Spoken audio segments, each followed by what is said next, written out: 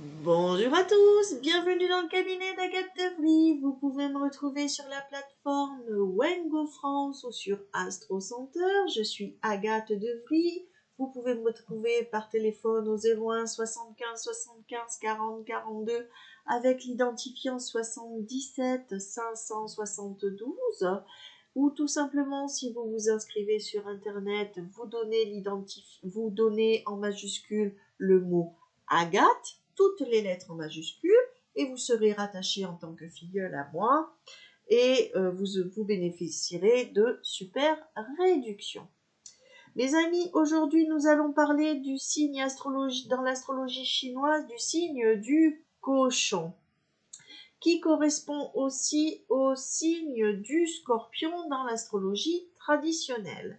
Sachez que le cochon, ses couleurs qui lui sont fétiches sont le jaune, l'or, le gris et le marron. Tu dois signer un contrat, ami cochon, habille-toi dans ces couleurs-là. Tu as des signes qui te sont des chiffres qui te sont très très favorables, qui sont le 2, le 5 et le 8 dans toutes ces combinaisons. Et tu as les chiffres 1 et 7 qui te sont assez malchanceux. C'est comme si tu dois aller faire une chose importante, si tu as un date important, évite de porter du bleu, du vert ou du rouge, ça va te desservir, tu risques de passer à côté d'une bonne occasion. Alors, le cochon s'entend à merveille avec, en amour, je parle, avec les tigres, les chèvres et les lièvres. Il s'entend bien aussi avec le cheval, le rat et le chien, y compris en amitié avec le cheval, le rat et le chien. Au niveau des affaires, alors là, ça marche du feu de Dieu avec le serpent, le singe et le rat. Par contre, ça passe pas avec le buffle. Ah, le cochon et le buffle ne s'entendent pas et je pense que c'est pour le côté colérique de l'un et de l'autre. Si les deux se mettent en rage, eh ben, ça donne pas quelque chose de chouette.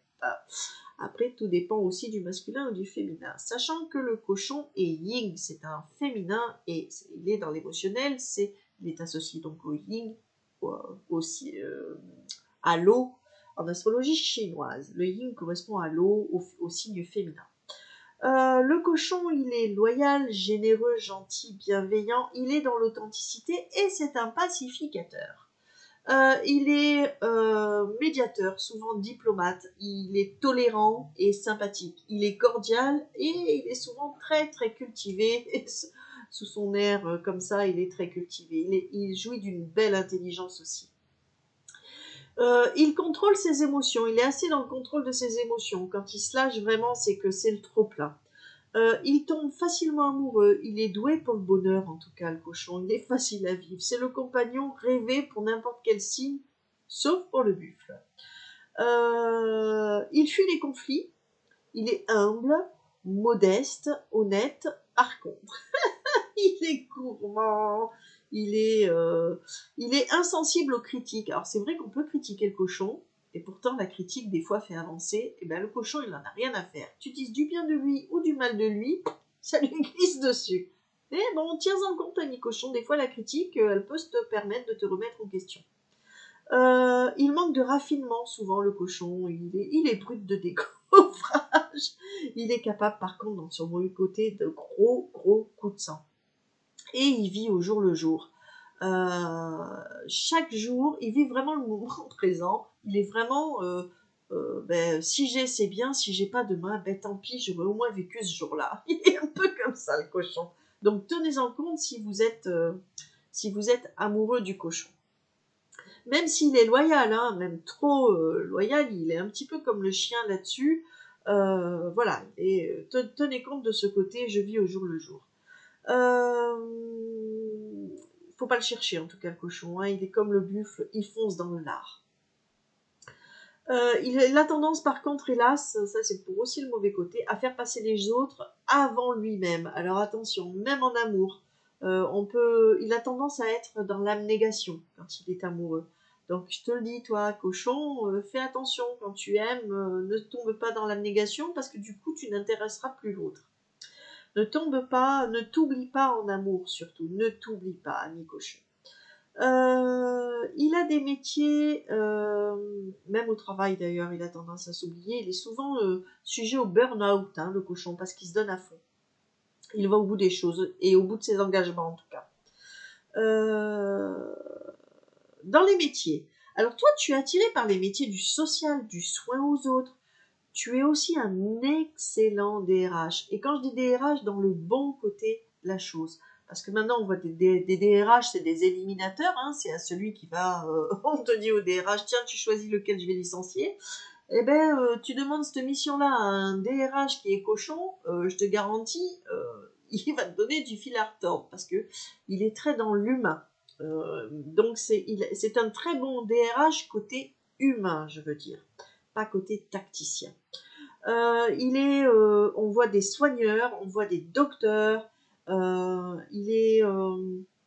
Il a une bonne orale, cochon. Il est aussi dans les métiers de la SPA. C'est un sauveur, le cochon, un peu comme le chien. Il a une aura très très sympathique. Il peut tout quitter, mais du jour au lendemain, ah oui, c'est radical, sans donner mot à personne, du jour au lendemain, sans rien dire, ni d'explication. Il peut tout quitter si on le trahit. Il est capable de grande patience, de pardonner plein de fois, mais quand la goutte elle est là, si on le trahit, s'il s'aperçoit qu'on l'a pris pour un couillon, le cochon, il te met un salut au revoir sans que tu t'en rendes compte. Et puis il t'oublie et il revient pas sur ce qu'il a décidé. Je sais pas si je vous l'ai dit, il est aussi dans l'astrologie traditionnelle associé au scorpion. Ça correspond bien aussi du scorpion, ça aussi. Il y a des... Donc il revient pas, hein. Sachez que si vous perdez un cochon, vous le perdez, hein. Vous le perdez pour toujours.